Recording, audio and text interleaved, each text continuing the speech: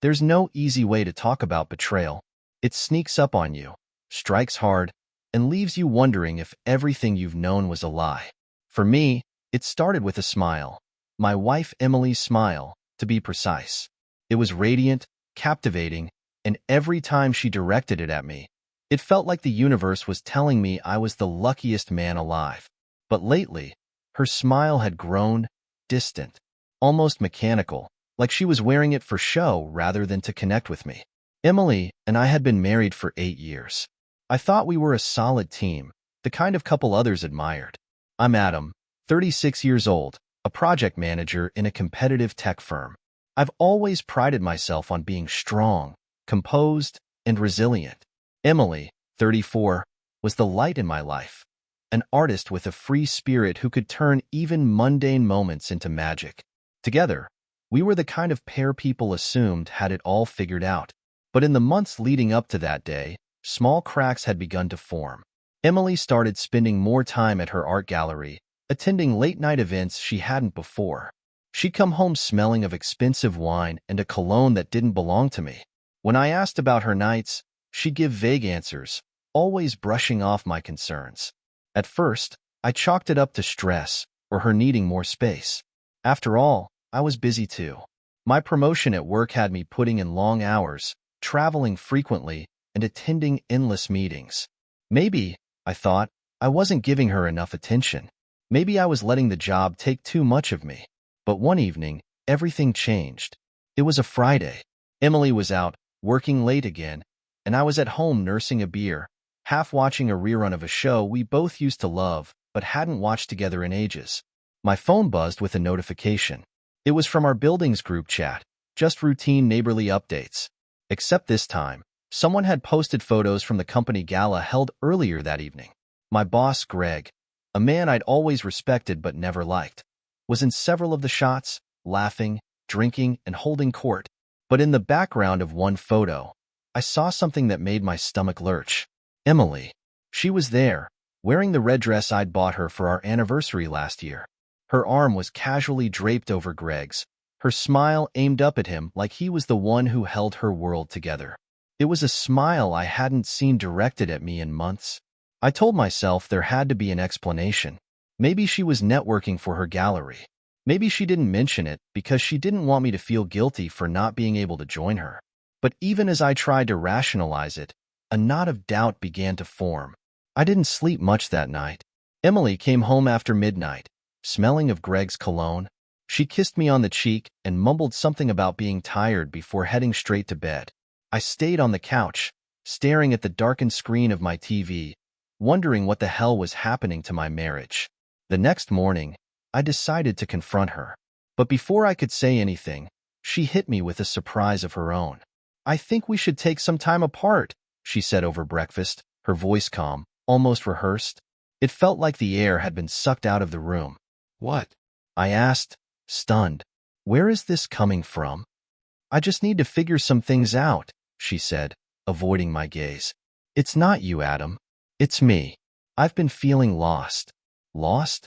How could she feel lost when I'd given her everything? Support, love, understanding. But even as I tried to process her words, I couldn't help but notice her phone lighting up on the counter beside her. A name flashed on the screen. Greg. I didn't say anything then. I wasn't ready to accuse her, not without proof. But in that moment, something inside me shifted. This wasn't just Emily feeling lost. This was something much darker. And I was determined to uncover the truth. That was the day the foundation of my world began to crumble. And though I didn't know it yet, it was only the beginning. After Emily's announcement that morning, the house felt colder, quieter. Every room seemed haunted by the conversations we weren't having, the intimacy we'd lost. She claimed she wanted space to find herself, but it didn't add up. My instincts, the same ones that had helped me navigate cutthroat boardrooms and power-hungry colleagues, told me there was more to this. I tried to keep things civil, playing along as though I accepted her reasoning. We agreed she'd stay at a friend's place for a while to think things over. But deep down, my heart was heavy and my mind was reeling. I couldn't ignore the nagging feeling that there was a lie beneath her calm words. That night, After Emily had left with a hastily packed overnight bag, I sat in our bedroom staring at her side of the bed. It was as if her absence was already taking root, leaving a void that felt insurmountable. But pitying myself wasn't going to fix anything. If I wanted answers, I had to start looking. The first place I checked was her laptop.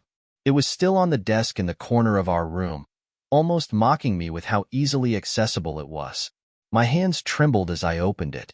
I wasn't proud of myself for snooping, but I convinced myself I had no choice. There was no password. Emily wasn't particularly tech-savvy, and within moments, I was scanning her emails and browsing history. Most of it seemed normal. Invitations to art events, confirmations for gallery appointments, newsletters she never read. But then I found it. An email thread titled Thursday Night Plans. It wasn't explicit, just a short back-and-forth exchange. But the sender? Greg. The emails themselves were innocuous enough on the surface. Looking forward to it, he'd written. Dinner at 8. Don't be late. She'd replied with a smiley face, and I wouldn't miss it for the world. What stung wasn't the words themselves. It was the casual familiarity between them. The kind you don't use with a boss unless there's more to the story. I sat there for a long time, staring at the screen. My mind replayed the photo from the gala, the late nights, the scent of cologne that didn't belong to me. I'd spent so long ignoring the signs, trusting her without question. Now, those signs were screaming at me. Still, this wasn't enough. I needed proof, not just a hunch. So, I did something I never thought I'd do. I called my friend Jake. Jake was one of those guys who knew how to get things done, legal or otherwise. He was a private investigator by trade, and had once joked that his job was to uncover truths people didn't want to know. I hated the idea of involving him, but I hated feeling helpless even more. After explaining the situation, Jake sighed. I'll take a look, he said. But Adam, you'd better be prepared. Once you know the truth, there's no unseeing it. That was the moment everything changed. I knew the road ahead wouldn't be easy, but I needed answers, no matter how much they hurt.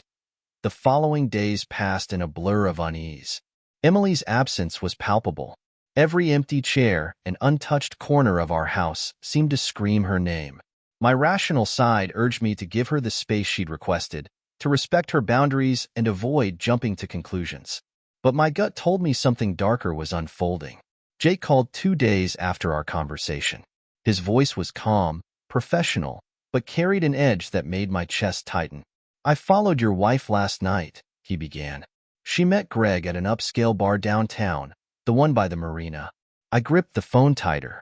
And they weren't exactly discreet, he said. They were in the private lounge, but I managed to snap a few photos. He had his arm around her most of the night. They left together around midnight, got into his car, and went to a hotel. My heart sank. The world seemed to tilt on its axis. You're sure? Adam, I'm sure. Jake's tone softened. I hate to bring you this kind of news, man. You deserve better. I thanked him and hung up, but his words echoed in my head. I deserved better. Did I? I'd been a fool, blind to the cracks that had been forming in our marriage for months. Had I worked too much? Been too focused on providing for her rather than connecting with her? Or had she simply fallen out of love with me? I didn't sleep that night. The thought of Emily with Greg consumed me.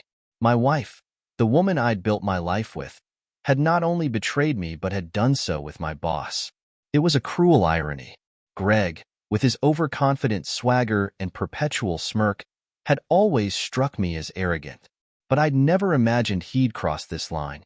The next morning, I faced the difficult task of going to work. Greg's office was just down the hall from mine, and I couldn't avoid him forever. But when I passed his door, the casual glance he threw me felt like a dagger. Did he know I knew? Did he care? The idea that he might be laughing at me behind my back made my blood boil. Emily returned home that evening.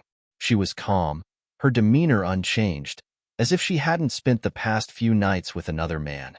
I think the time apart is helping, she said as she unpacked her bag. It's giving me clarity. I swallowed the lump in my throat, struggling to keep my composure. Clarity about what? About us, she said, meeting my gaze for the first time in days. Her eyes didn't carry the warmth they once had. They were cold, calculating. I think we've grown apart, Adam. Maybe this isn't working anymore. I nodded, my jaw tight. Maybe you're right. What I didn't say, what I couldn't say, was that I already knew the truth. Her lies were piling up, and soon, they'd collapse under the weight of their own deceit. But for now, I let her believe she had the upper hand. I had my own plans to make. The days that followed were some of the hardest I'd ever endured. Knowing the truth about Emily and Greg felt like carrying a boulder on my chest. I went through the motions of daily life, but everything seemed muted, unreal. At work, I kept my head down, avoiding Greg as much as possible. At home, I pretended to believe Emily's carefully crafted half-truths about her late nights and sudden need for independence. I felt like a man living a double life, and it was tearing me apart. One evening, I found myself sitting alone in the living room, nursing a glass of whiskey. The house was too quiet, the kind of silence that amplifies every thought, every doubt. I stared at the wedding photo on the mantel, Emily in her flowing white dress, smiling up at me as if I was her whole world. That day, I'd believed we were untouchable, that love was enough to weather any storm. But now, that smile was a ghost, a lie from a life I didn't recognize anymore. Jake called again, this time with more details. "It's worse than I thought," he said, his voice grim. "Greg isn't just messing around with your wife. He's got a history of this.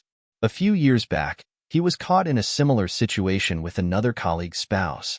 That guy ended up quitting and moving to another state. Does HR know?" I asked, my knuckles white as I gripped the phone. "They turned a blind eye," Jake said bitterly. "Greg's a big deal at your firm, right? They'll do whatever it takes to keep his mess under wraps. But you're not alone in this, Adam.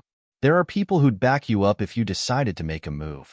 I didn't know what kind of move he meant, but the idea of confronting Greg directly made my stomach churn. Not because I was afraid of him, far from it, but because I wasn't sure if I could keep my anger in check. The thought of throwing a punch was tempting, but it wouldn't solve anything. No, if I was going to deal with this, I needed to be smart about it. Later that week, Emily dropped another bombshell. Over dinner, another painfully awkward affair where conversation felt like a chore. She announced she wanted to attend a weekend art retreat in the countryside. "It's a chance for me to reconnect with myself," she said, twirling her fork in her salad. "I think it'll be good for us if I take some time away." I stared at her, my expression unreadable. "Sounds like you've already made up your mind." Her eyes darted away, and she gave a small shrug. "I just need this." The retreat was, of course, another lie. Jake confirmed it later that night. "She's meeting Greg at a resort an hour out of town," he said. "2 rooms booked under fake names, but it's them. I've got the receipts." It was all I needed to hear. My resolve hardened. I wasn't going to confront her, yet, but I was done waiting in the shadows. The time for quiet suffering was over. If Emily and Greg thought they could destroy me and walk away unscathed, they were about to learn how wrong they were. Emily left for her so-called art retreat early Saturday morning. She hugged me briefly before she walked out the door, her suitcase in one hand and her phone in the other. "I'll call you when I get there," she said, her tone light and detached. I watched her drive away. The image of her taillights vanishing down the street burned into my mind. It felt like a chapter of my life was closing, though I wasn't sure if it was the end of our marriage or the end of my patience. I didn't waste time. As soon as Emily was gone, I called Jake. "Are you in position?" I asked. "Already there," he replied. "I've got cameras set up and a team monitoring the resort." They checked in separately but met in the lobby before heading to the pool. "It's pretty obvious what's going on." My stomach churned, but I forced myself to stay calm. I'd chosen this path. If I wanted the truth, I had to be ready to face it. "Keep me updated," I said. The rest of the day dragged by. I kept myself busy cleaning the house, organizing the garage, anything to keep my hands moving and my mind from spiraling. But no matter what I did, I couldn't escape the growing storm of anger and betrayal swelling inside me. Emily had been my partner, my best friend. We'd built a life together, made promises to each other, and now she was throwing it all away. For what? A fling with my boss? By evening, Jake sent me a file of photos. They were clear and damning. Emily and Greg lounging by the pool, his hand resting on her leg, the two of them sharing a private dinner on the resort balcony. Later, walking arm in arm into the same hotel room. I stared at the images for a long time, my emotions oscillating between heartbreak and fury. This wasn't just a mistake or a moment of weakness. This was deliberate, calculated betrayal. And it wasn't just Emily. It was Greg, too. A man I trusted to have my back in the workplace, who knew my family and pretended to care. The audacity of it all lit a fire inside me. That night, I made my decision. It wasn't enough to confront them and demand answers. I wanted to ensure they couldn't manipulate their way out of the mess they'd created. This wasn't just about our marriage anymore. It was about my dignity, my career, and my future. I spent hours going through our shared documents, bank statements, and emails. I compiled everything.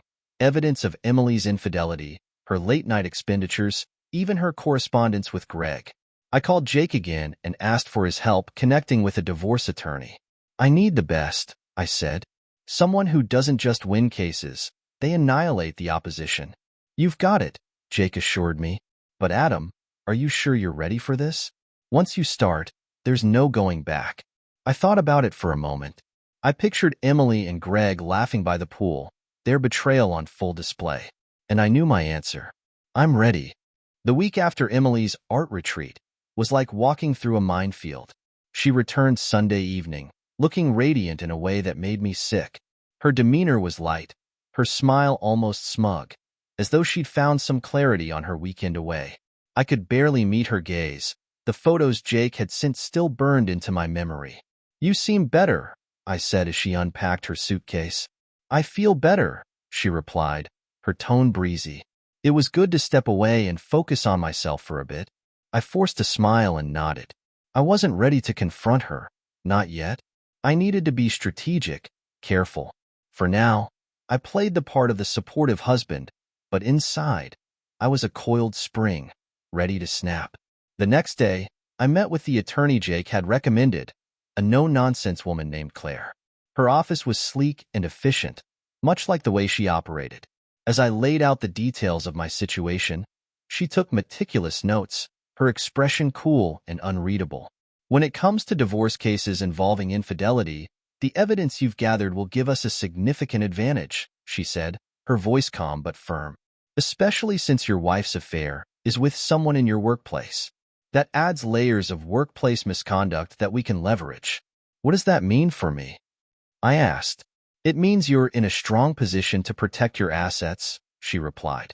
But more importantly, we can use this to negotiate a settlement that ensures she walks away with as little as possible. The key is timing. When you confront her, it needs to be ironclad and final. No wiggle room. I nodded, feeling a flicker of relief for the first time in weeks. Claire's confidence was reassuring, and I knew I'd made the right call bringing her on board. What about Greg? I asked. I don't want him getting away with this either. Claire's lips curved into a small, sharp smile. If he's violated any workplace policies or engaged in unethical behavior, we'll make sure his actions are brought to light. But for now, let's focus on your case. When I left her office, I felt a sense of purpose I hadn't felt in weeks. I had a plan, a way forward, but it would require patience and precision. Back at work, I began laying the groundwork. I avoided Greg as much as possible, which wasn't difficult since he seemed intent on pretending nothing was amiss. I also started reaching out to colleagues, subtly gathering information about his behavior. I wasn't sure what I was looking for, but I knew I'd need all the ammunition I could get when the time came. At home, I kept up the charade with Emily. I smiled at her jokes, asked about her day, and even brought her flowers one evening. I felt like a fraud, but every move was calculated. I needed her to feel secure, to let her guard down. Meanwhile, Jake continued digging into Greg's history. What he found only added fuel to the fire. There's a pattern, he told me one night over the phone. This isn't Greg's first affair, and it probably won't be his last. The guy thinks he's untouchable. Not for much longer, I replied. The pieces were falling into place. All I needed now was the right moment to strike. The more I played the part of the oblivious husband, the more I saw Emily's true colors emerge. At first, I thought she'd be cautious, at least try to cover her tracks. But instead, She grew bolder, almost arrogant, as if she'd convinced herself I'd never suspect a thing.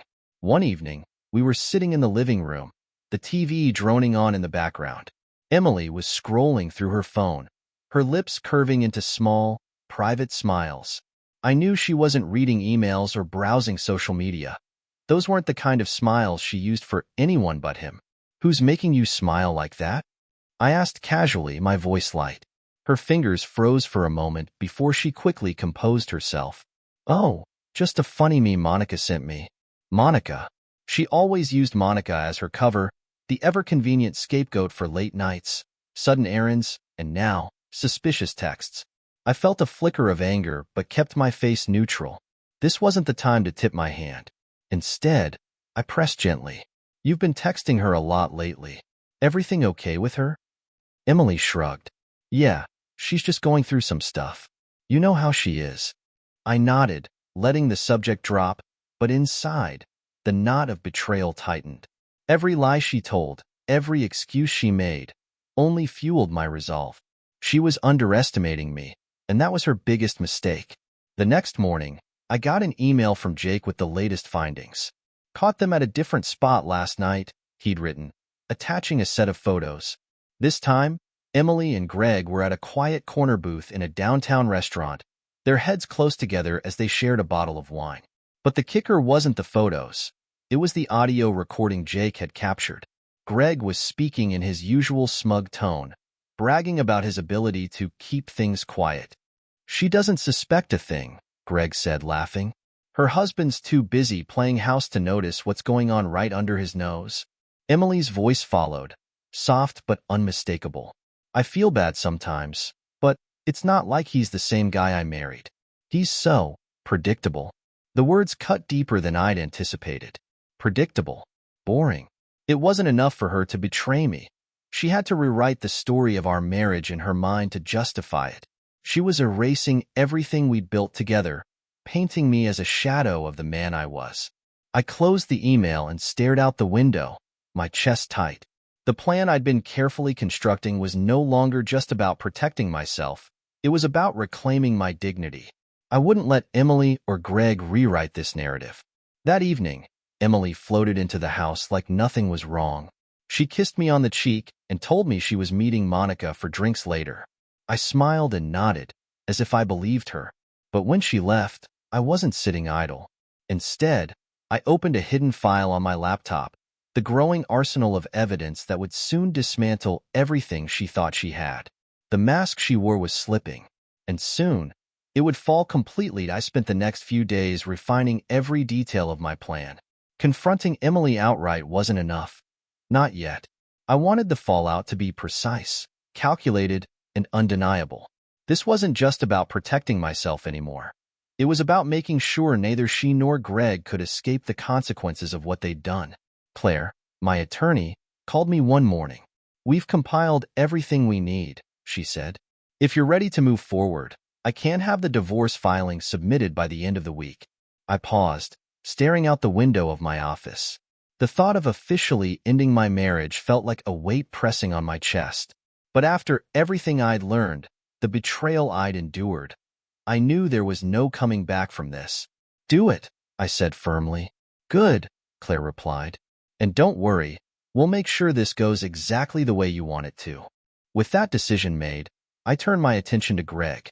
Jake had been gathering information on him for weeks, and what he'd uncovered was damning.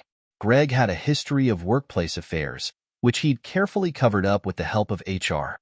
But Jake had gone deeper, unearthing financial discrepancies in Greg's business accounts and even proof of corporate misconduct. "You've got him cornered," Jake told me during our latest call. "This isn't just about the affair anymore. If you play your cards right, you can take him down professionally, too." That was exactly what I intended to do. By midweek, I had everything in place.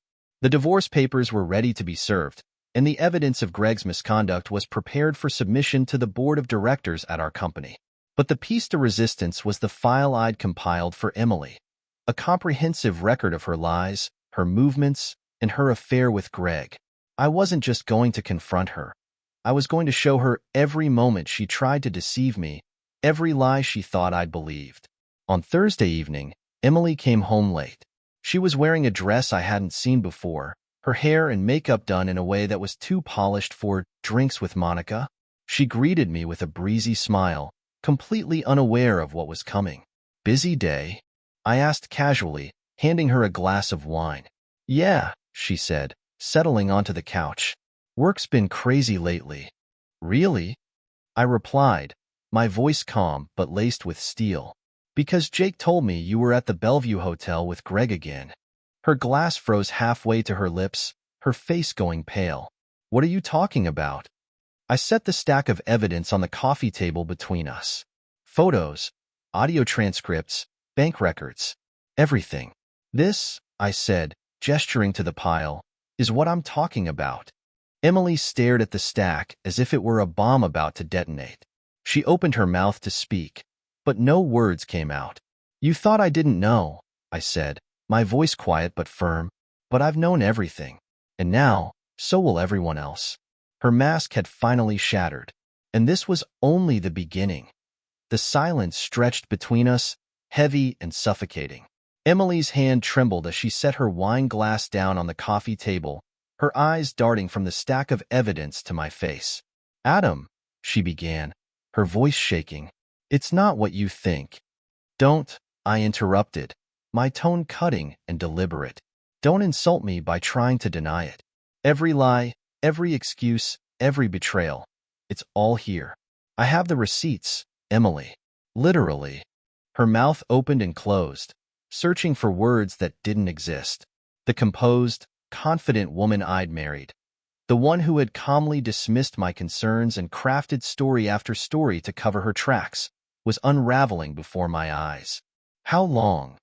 I asked, my voice low but firm. "How long have you been lying to me?" She looked away, tears welling in her eyes. "It's complicated." "No," I snapped, the fury I'd held back for weeks finally bubbling to the surface. "It's simple. You betrayed me. You threw away 8 years of marriage. For what? For Greg?" The name felt venomous on my tongue. Emily flinched, the weight of my words sinking in. "I didn't mean for it to happen," she whispered. "I was lonely. You were so busy with work and Greg. He made me feel seen." "Seen?" I repeated, laughing bitterly. "You had a husband who loved you, who supported you through everything, and that wasn't enough? Instead, you ran to my boss, the most arrogant, self-serving man I've ever met." Her tears spilled over, but I didn't care. Not anymore. I wasn't here to comfort her, to console her, or to save her from the consequences of her actions. "I was going to tell you," she said weakly, her voice barely audible. "I just didn't know how." "Tell me?" I scoffed. "You've had months. Months of sneaking around, lying to my face, and using Monica as your alibi. You didn't tell me because you didn't want to face the fallout. You wanted to keep your affair while pretending everything at home was fine." Emily buried her face in her hands, her sobs muffled but unmistakable. "I never wanted to hurt you." "You didn't just hurt me," I said, my voice cold. "You shattered everything we built together. You didn't just betray me as a husband. You betrayed my trust, my dignity, my respect for you. And now, I want you out." Her head shot up, her tear-streaked face etched with panic. "Out," she repeated. "Adam, please, can't we talk about this? We can go to counseling, figure out how to—" "No," I said sharply. "I don't want to fix this. I don't want to fix us. You made your choice, Emily. And now I'm making mine." I stood, crossing the room to grab the envelope containing the divorce papers Claire had prepared. I tossed it onto the coffee table in front of her. "Sign these by the end of the week, or I'll make sure this gets ugly." Her hands trembled as she picked up the envelope, her eyes wide with fear and disbelief. "Adam, don't do this." "You already did," I replied, turning away. And just like that, the marriage I once believed was unbreakable ended with the quiet click of a door closing behind me. After walking out of that room, I didn't look back. I drove aimlessly for hours, trying to process the storm of emotions swirling inside me. Betrayal, anger, sadness.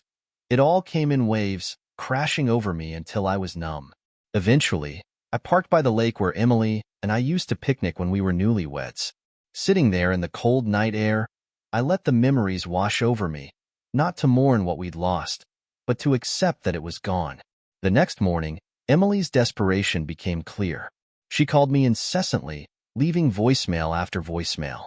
Her tone swung wildly between tearful pleas for forgiveness and defensive justifications for what she'd done. I ignored them all. I couldn't engage, not when I was focused on ensuring my next moves were airtight. At work, things took an unexpected turn. Greg, oblivious to the tidal wave coming his way, approached me with his usual cocky demeanor. "Adam," he said, clapping me on the shoulder. "Big meeting this afternoon. You ready to knock it out of the park?" I looked at him, my expression blank. Always. What Greg didn't know was that Claire had already drafted a letter to the company's board, detailing his workplace misconduct and presenting the evidence Jake had gathered. By the end of the day, that letter would be in their hands, and Greg's world would start to crumble. That afternoon, as Greg basked in his perceived invincibility, I quietly handed my resignation to HR. It wasn't just about leaving the company. It was about removing myself from the chaos that was about to unfold. 2 days later, I got a call from a colleague. "Did you hear about Greg?" she asked, her voice brimming with curiosity. "What happened?" I asked, feigning ignorance. "He's been put on administrative leave," she said. "Apparently, there's some big investigation into him, workplace ethics violations or something. Everyone's talking about it." I hung up the phone and allowed myself a small, satisfied smile. The plan was working. With Jake's evidence in the board's hands, Greg's facade of control was unraveling. By the end of the week, he'd been fired, his reputation in shambles, and whispers about his affairs had spread like wildfire. Emily, too, felt the repercussions. Without Greg's support, her bold confidence vanished. Her calls to me became more frantic, her voice laced with panic. "Adam, please, let's talk," she begged in one voicemail. "I'll do anything to fix this. I made a mistake, but I love you. I swear." Love. The words sounded hollow coming from her. When Emily failed to sign the divorce papers by the deadline, I acted swiftly. Claire filed the documents in court, ensuring my assets and reputation were protected. She also filed an affidavit detailing the affair, Greg's behavior, and Emily's financial mismanagement. Emily showed up at my doorstep the day after she was served. Her face was pale, her eyes rimmed with red. "You're really doing this?" she asked, her voice trembling. "I am," I replied. "You made your choice, Emily. Now you have to live with it." She sobbed, but I didn't waver. "You've destroyed everything," she said through tears. "No," I corrected her. "You destroyed everything. I'm just cleaning up the mess." The weeks that followed were a whirlwind of legal proceedings and emotional highs and lows. I finalized the sale of our house, packed up the belongings I cared about, and left the rest for Emily to deal with. Claire ensured the settlement left her with little more than what she'd brought into the marriage, a harsh but fair outcome given her betrayal. Meanwhile, Greg's downfall became the talk of the office.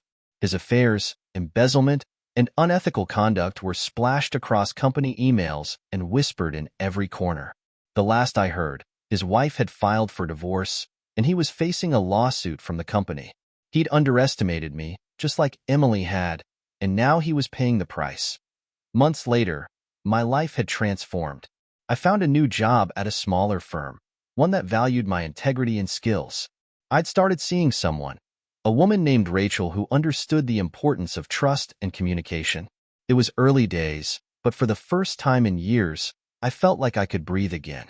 Emily, on the other hand, was struggling. Word of her affair spread through our social circle, and her reputation took a hit.